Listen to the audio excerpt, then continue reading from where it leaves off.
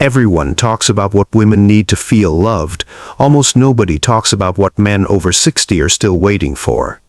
I'm going to tell you something that surprised me the first time I saw it happen. The strongest man, you know, the one who never complains, the one who's always fine. He's still waiting to be touched in a way he will never ask for. Not because he doesn't need it, because nobody ever taught him he was allowed to need it. Today I'm going to show you 5 places on his body, places that hold decades of things he's never said out loud, and I promise you none of them are what you expect. Back of the neck, the alert system never shuts down. There's a part of him that's been on duty for 60 years and has never once been told it's allowed to clock out the back of his neck, right where the hairline begins. Watch him in a crowded room sometime. Notice how his eyes track the door, the exits, who's walking towards you. Notice how he straightens slightly when a stranger gets too close to you on the sidewalk. Most men never stop scanning for threats, even decades after the threats that mattered most have already passed. That constant low-level vigilance has to live somewhere in the body. Lives right there at the base of his skull, where the muscles never fully release, because some old useful part of his brain is always half bracing for something. When you rest your palm there slowly, you're not just offering comfort. You're sending his nervous system a signal that overrides decades of training. Nothing here needs guarding right now. Researchers studying stress in men have found that this kind of present, attentive social contact measurably lowers the hormone tied to that exact state of constant alert. He won't say, "I finally feel safe, man." His age would never given that vocabulary. But you'll feel it in his shoulders, the grip he didn't know he was holding, easing for the first time all day. His shoulders can learn to stand down.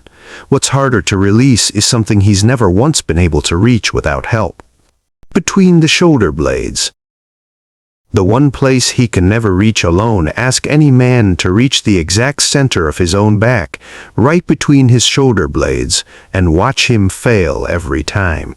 No matter how he twists, stretches, or contorts his arm, that one spot stays just out of reach. It's the single place on his entire body that depends completely on someone else choosing to touch it.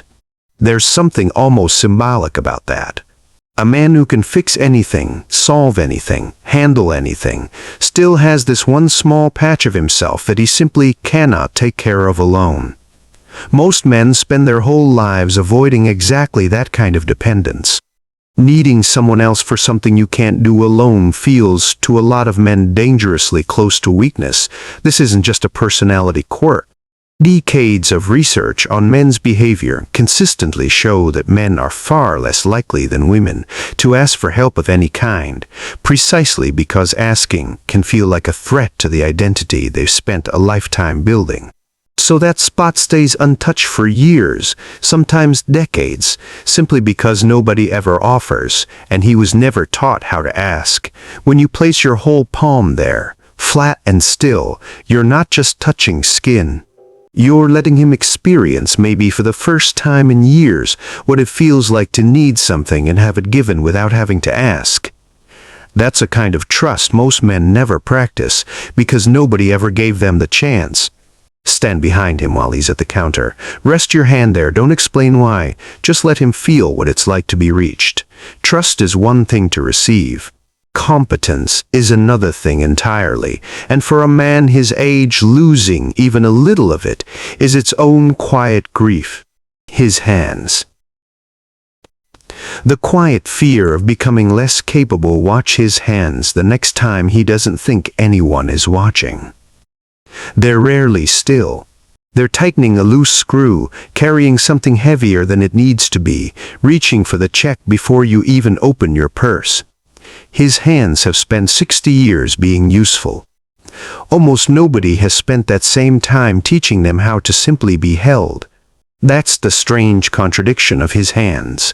They give constantly, they fix, they carry, they steady whatever is about to fall. But somewhere along the way, nobody ever told him that his hands were also allowed to receive, instead of just provide. So, when you take his hand, don't just hold it the way you'd hold a railing for balance. Slow down. Trace your thumb along his knuckles, the ones that have probably cracked something open or closed something shut more times than either of you could count. Notice the small scar near his thumb, the calluses that built up from decades of work he never complained about. Those hands have spent a lifetime giving him purpose. They've rarely been given a reason to simply rest in someone else's. When you hold them slowly with real attention, you're not asking anything of him. You're telling his hands, for once they don't have to do anything at all. Try it tonight while you're sitting together watching something on television or just talking after dinner. Take his hand. Don't grip it. Trace it. Let your thumb move slowly across his palm, like you have nowhere else to be. Watch what happens in a man whose hands have given so much and so rarely been asked to simply stay still. His lower back, the fear of becoming the burden instead of the support. Here's something most people get backwards about men over 60. We assume the ones who stand the straightest, who never slouch, who always seem steady on their feet, have the least to carry. It's the opposite. The steadier he looks, the more weight he's usually learned to hide. His lower back is the part of him that's been doing the quiet work this whole time. It's what kept him upright through every year he had to be the dependable one, through every crisis he absorbed so nobody else had to. Through every time he said he was handling it, when handling it was slowly wearing him down. Nobody checks on the part of a man that's supposed to hold everyone else up. That's the whole problem we notice when something breaks. We rarely notice the years of strain that happen before it does. So stand behind him sometime, not to fix anything, not to ask if he's okay. Just rest your hand flat against his lower back, right where his spine meets his hips, and let your chest come close to him. There's something about that position standing behind that his body reads instantly. It says, someone has his back in the most literal sense possible. He's spent his whole life being the one who stands behind everyone else.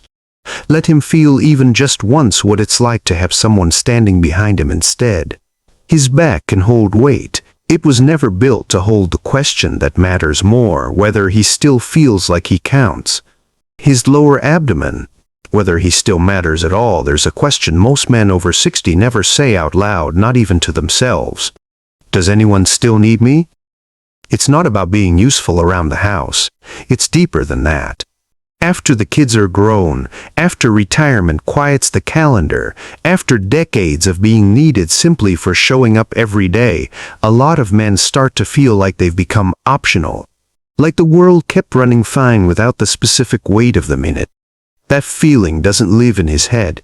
It lives low in his body, right around his abdomen, just below the navel. This is the part of him most people overlook entirely, either skipping past it or only touching it when it's headed somewhere else. Both miss what's actually there. This is where a man holds his sense of still mattering. Not mattering in theory, mattering to one specific person, in one specific life, in a way nobody else could replace. When you place your hand there slowly with your full attention, not rushing toward anything, you're answering that question. He's never asked out loud. Yes, still you, still needed. Not for what you do, for who you are. Hold it there a little longer than feels necessary. Let your hands stay still. Let him feel a kind of attention that has nowhere else to be. Some men will go quiet in that moment. Some men, the ones who've spent the longest pretending they didn't need anyone, might feel something shift they don't fully have words for. That's not weakness. That's a man finally being told without a single word that he still counts. 5 places, the back of his neck, between his shoulder blades, his hands, his lower back, and the quiet space just below his navel where the question of being needed lives. None of them require anything complicated. No technique, no perfect timing, no special occasion. Just attention, just slowness, just a willingness to notice what he's never going to ask for out loud.